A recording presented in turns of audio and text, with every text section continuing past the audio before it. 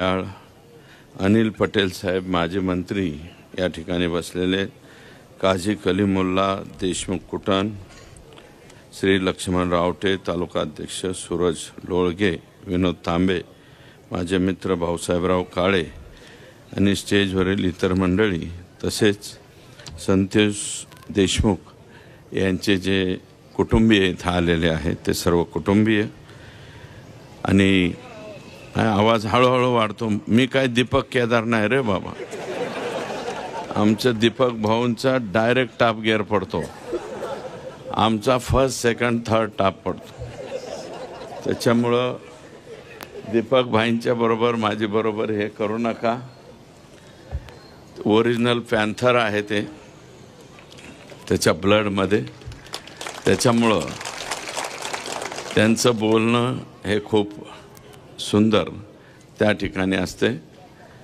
तेव्हा संतोष देशमुख आणि सोमनाथ सूर्यवंशी या दोघांच्या बाबतीमध्ये अतिशय चुकीचं घडलेलं आहे। सोमनाथच्या घरी मी जाऊन आलोय पहाटे 2:30 वाजता। त्याचं काही कुटुंब पोट भरण्यासाठी थेट चाकणला गेलेलं होतं, तिथून माघारी बोलवलं, त्यांना भेटलो, बघितलं, ते परिस्थिती गंभीर आहे। सोमनाथला न्याय मिळालाच पाहिजे, संतोषला सुद्धा न्याय या ठिकाणी मिळालाच पाहिजे। आणि बीडमध्ये न्याय मिळत असताना तसं जर पाहिलं तर मनोज दादा माझ्या अगोदर तिथं गेलेले होते, परंतु तो दिवस पीएमच्या संदर्भातला निर्णय घ्यायचा होता, पीएम करायचं होतं, लोक रस्त्यावरती आलते आणि तिथं स्वतः मनोज दादा बसून होते।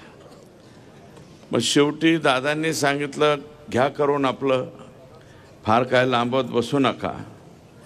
परंतु पीएम रिपोर्ट आला तो 8 पानी पीएम रिपोर्ट आला। त्या 8 पानी रिपोर्टमध्ये एवढ्या गंभीर बाबी आहेत की असं इतकं चुकीच्या पद्धतीनं कधीच कोणाला मारलेलं नाही। आणि हे कशामुळे होतं, हे परळीकर जे आका आणि त्यांचे आका आहेत यांचे वेगवेगळे उद्योग आहेत। त्याच्यामध्ये बाकीच्या काही गोष्टी सांगितल्या, परंतु त्या व्यतिरिक्त गोष्टी सांगतो। परळीतील इराणी समाजाचे काही लोक आहेत, हे या दोघांच्या जीवावर गांजा, चरस, देशी विदेशी रिव्हॉल्वर विक्री करतात आणि ह्या इराणी लोकांकडून हिस्सा घेण्यासाठी स्पेशल पोलिसांची नियुक्ती आका करीत होते। म्हणजे जे कशाचं पिस्तूल विकायचे त्याच्यातलं कमिशन सुद्धा आकाकडे पोहोचलं पाहिजे, अशा प्रकारची एक सिस्टीम होती। थर्मलमधील भंगार रोजच्या रोज चोरीला जातं, ते चोरीचे भंगार आणि त्यात पोलिसांचा वाटा आणि पोलिसांच्या वाट्याच्या नंतर आकाचा वाटा, म्हणजे गमती बघा बरं का इथं कशा कशामध्ये हे होतंय। एसटी महामंडळातील अनेक लोक एसटीतलं सुद्धा काही बाई चोरतील, त्याच्यावरती लक्ष ठेवायला पोलीस आणि त्या पोलिसांनी आकाला जाऊन भेटायचं, असा एक प्रघात त्या परळीमध्ये त्या ठिकाणी होता। करुणा मुंडे असोत किंवा डॉक्टर देशमुख असोत, डॉक्टर देशमुखांचा पक्ष कोणता आहे मला माहिती नाही, परंतु त्यांच्यावरती खोट्या ॲट्रॉसिटीज दाखल करायच्या, दुसरीच काहीतरी 356ची फिर्याद द्यायची आणि त्यांचं चारित्र्य हनन करायचं। हे सुद्धा करुणा मुंडेच्या गाडीमध्ये बुरखा घालून आलेली एक महिला, ती महिला नाही, पोलीस आहे, पोलीस, आणि त्या पोलिसाचं नाव आहे संजय सानप आणि त्याला आणखी 2 जोडीला आहे त्यांच्यावरती, कारण हे लोक रिमूव्ह फ्रॉम सर्व्हिस झाले पाहिजे। करुणा मुंडे तुमच्याच सौभाग्यवती आहेत, ते वेगळं काय। आणि मी तर जबाबदारीनं परत एकदा म्हणतो की त्या पहिल्या पत्नी आहेत बरं का, परत एकदा म्हणतो, याचं उत्तर त्यांनी मला द्यावं, मग मी त्यांना सांगेन। त्याच्यानंतर इतर समाज बांधवातला कोणताही पदाधिकारी जर आका आणि त्यांच्या आकांनी कोणत्या पदावर नेमला तर त्यांनी फक्त सयाजीराव व्हायचं, बाकी त्यांना काढीचाही अधिकार नाही. फक्त आले का सयाजीराव. आमच्याकडे एक निकाळजे आडनावाचे हे होते, त्यांचं नाव सयाजीराव होतं. त्यांना काय म्हणायचे सयाजीराव निकाळजे. म्हणजे मी काय कोण्या कास्टवरती किंवा याच्यावरती घेऊन जात नाही, कृपया मला माफ करा. फुले शाहू आंबेडकरांच्या विचाराचा पक्का पाईक असणारा मी व्यक्ती आहे बरं का. त्यामुळं त्याच्यानंतर परळी शहरामधले पोलीस आका आणि वरिष्ठ आका यांच्या इशाऱ्यावर सगळं काही गोळा करायचं काम करतात सगळीकडेच. याच्यामध्ये जुने नवीन थर्मल पॉवर स्टेशन असो, सिमेंट फॅक्टरी असो, जवळपास असणाऱ्या छोट्या मोठ्या कंपन्या, या सगळ्यांकडनं हप्ता हे तिथं गेलाच पाहिजे अशा प्रकारची यांच्या हप्त्याला वैतागून एक कोरोमंडल का काय नावाची कंपनी इकून निघून गेला. कोरोमंडलचं सिमेंट येत असेल ना पैठणला, तर ती कंपनी इकून त्यांनी नमस्ते लंडन केला आणि थेट त्याच्या राज्यात निघून गेला. आता मी हे जे आरोप करतोय त्यांनी ह्याचं उत्तर द्यावं. आणि ते आता एक आका तर आत गेलेले आहेत, दुसरे मोठे आका बाहेर आहे. तर बाहेर असलेल्या आकांनी ह्या प्रश्नांचे उत्तरं द्यावेत असं माझं मत आहे. त्याच्यानंतर या ठिकाणी पोलीस दलामधले कर्मचारी जर आका आणि त्याचा आका याचंच ऐकून काम करीत असतील तर मी राज्याच्या मुख्यमंत्र्यांना विनंती करणार आहे, मुख्यमंत्री महोदय, TV चॅनलवरील सोनी चॅनल मधले CIDतले पोलीस, सावधान इंडियाच्या मालिकेतले कलाकार, मला वाटतं ह्यांचीच नियुक्ती परळीला करावी. ओरिजिनल पोलिसांची नियुक्ती आई शपथ करू नये.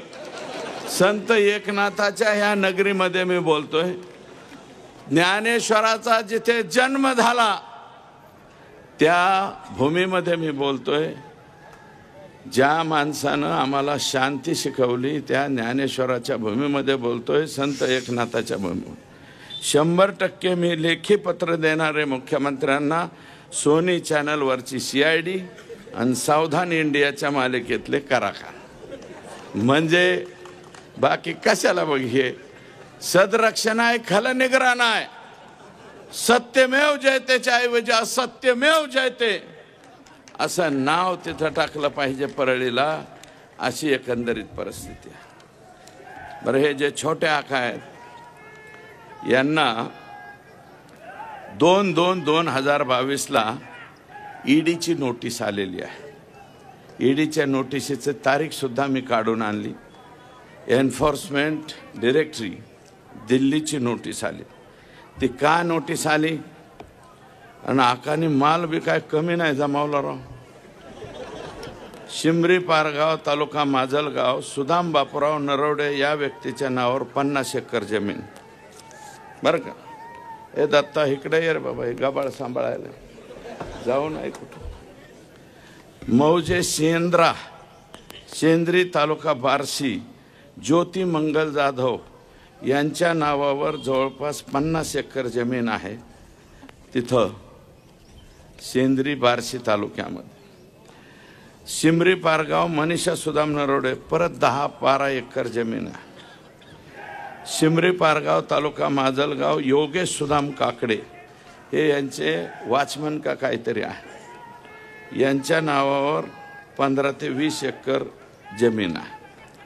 ज्योती मंगल जाधव दिघोळला 10 का 15 एकर जमीन आहे. तर 7 दुने 14, 15 एकर जमीन. खातेदार ज्योती मंगल जाधव दिघोळ तालुका जामखेड. अशा पद्धतीच्या. दुसरा असले सुशील पाटील बिल्डर आहे आणि वैशाली हॉटेल आहे ना पुण्याला गेल्यावर आपलं FC रोड म्हणतो ना आपण, जंगली महाराज रोडच्या नंतरचं FC रोड. FC रोडला वैशाली हॉटेल आहे, वैशाली हॉटेलच्या पलीकड सुशील पाटील बिल्डर आणि छाजेड त्याच्यात पार्टनरशिप आहे. तिथं एक शॉप असं काढतायत, 7 शॉप आकानी बुक केलेत. 7 एका शॉपची किंमत आहे 5 कोटी रुपये. एका शॉपची किंमत आहे 5 कोटी रुपये. आणि त्या शॉपचे नंबर सुद्धा मी आणलेत. 601, 602, 603, 604, 605, 606, 607 आणि 608 विष्णू चाटे ची बहीण सोनवणे यांच्या नावावर. विष्णू चाटे यांचे मावस भाऊ या खटल्यातले संतोष देशमुखला मारणारा मधल्या आरोपी मधला एक आरोपी. कोण? विष्णू चाटे. आणि आकांचं दुसरी पत्नी ह्या ज्या जाधव आहेत ना, ते त्यांच्या दुसऱ्या पत्नी आहेत. त्यांच्या नावावर 3 शॉप आहेत आणि वाल्मिक आका यांच्या नावावर 4. म्हणजे 5 कोटीला म्हणल्यावर एक किती झालं? 7 35 कोटी. आणि विष्णू चाट्याचा एक 40 कोटी. 40 कोटीचे त्यांचे फ्लॅट. एक शॉपची किंमत 5 कोटी रुपये. आणि याच्यानंतर आकानी त्या बिल्डरला, मी रात्री जाऊन त्या बिल्डरची माहिती पण घेऊन आलो. म्हणलं, हे बिल्डर और क्या क्या दिया है हमारे आका को?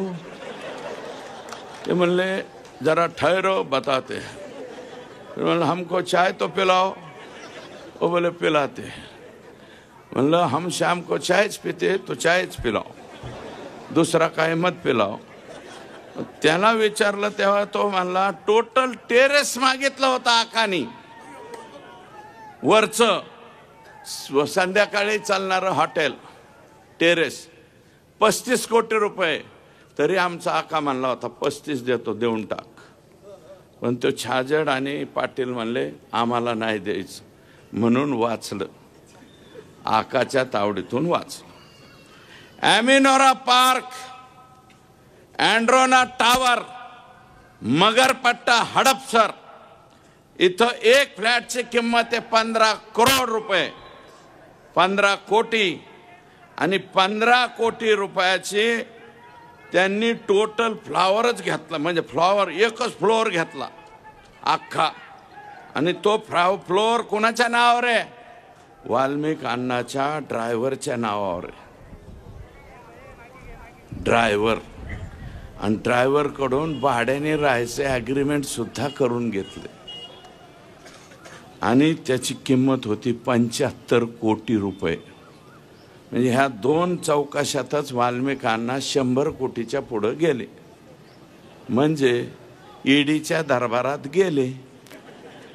ईडीच्या दरबारात 100 कोटीच्या पुढं गेलं की लगेच माणूस जातं. अशी एकंदरीत माहिती ही माझ्याकडे आलेली. सुदर्शन घुले आणि ही मंडळी, नको मला झालं. हां, हे गोरख दळवी, अनिल आप्पा दळवी मावळ प्रांतामध्ये, जसं छत्रपती शिवाजी महाराजांनी सगळ्या प्रांतामध्ये आपले माणसं ठेवले होते, मावळ प्रांतामध्ये हे आकांनी गोरख दळवी आणि अनिल आप्पा दळवी हे बापलेख ठेवलेले आहेत. कुठं काही इकायला सापडलं की येऊन द्याच म्हणते, शिल्लक ठेवायचं नाही. म्हणजे एखाद्या वेळेस अंबानींना सुद्धा मागे टाकतात का काय, अशी कधी कधी माझ्या मनात. कृष्णा शेंडगे, हरिभाऊ इंगळे, सुदर्शन घुले, सोमा घुले, चंद्रकांत ज्ञानेश्वर घुले, ट्रॅक्टर चोरी करणारी टोळी. ही ट्रॅक्टर चोरी करणारी, याला संपूर्ण 7 ट्रैक्टर चोरी करो, चंदन चोरी करो, किसको भी बधाड़ो, किसको भी मारो, आका तुम्हारे साथ.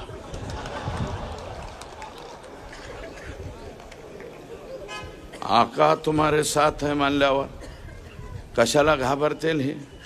आणि हा उद्योग करून ठेवला त्यांनी. मी नाही सांगत, 109 मृतदेह सापडलेत एका वर्षात परळीमध्ये. 109. त्यातले फक्त 5च रेकॉर्डवर आले. 109 पैकी 5 आले. 104 मृतदेहांची ओळख पटले नाही. कशामुळे मेलेत याचा बी काय खातरजमा नाही. काही जणांचे तर हाडकं सापडल्यात, नुसती हाडकं.